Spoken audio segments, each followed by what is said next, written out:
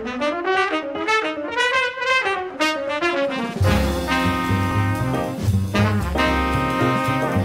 this is Kristen. This is Juice 101. I'm an Italian in New York City, and we are going to talk a little bit about the pricing of wine today.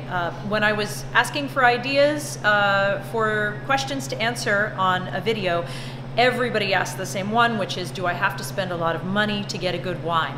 This is going to be an answer in many, many, many parts, but I thought the best way to start the conversation or to start an answer to that question is to talk a little bit about the way wine is priced.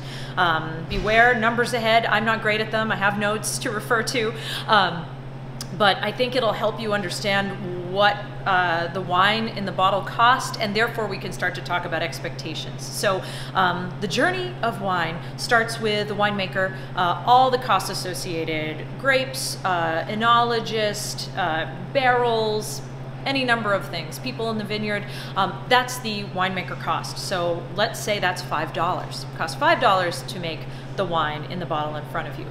They sell it to a distributor if we're in the US, and they have to make a little bit of profit so they can stay in business. So let's say all of these numbers are very round and general. They sell it for $7 to the distributor, they make $2 in profit.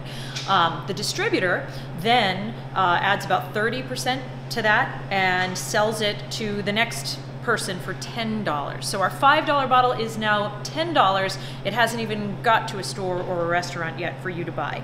A retailer's typically going to do about a 50 to 60% markup.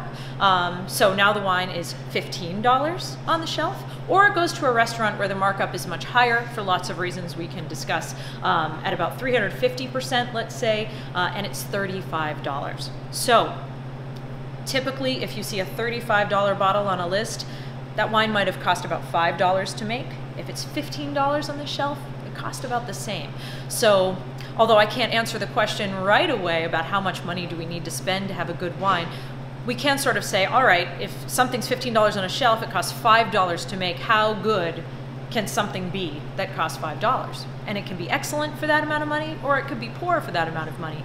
But it's important you know what you're buying when you buy that wine. There's a reason for all those markups. If you live in Europe, I'm really jealous because you don't have distributor costs for the most part, which means that's why the wine is so much less expensive when you're over there. I think we have prohibition to thank for that. I'll read up on my history and explain it later. But it's about a 700% markup, all told, once the wine is actually in the bottle. So we will take it from here, talking more about why wine costs what it does and how much we want to spend to get a certain quality. See you then. Cheers.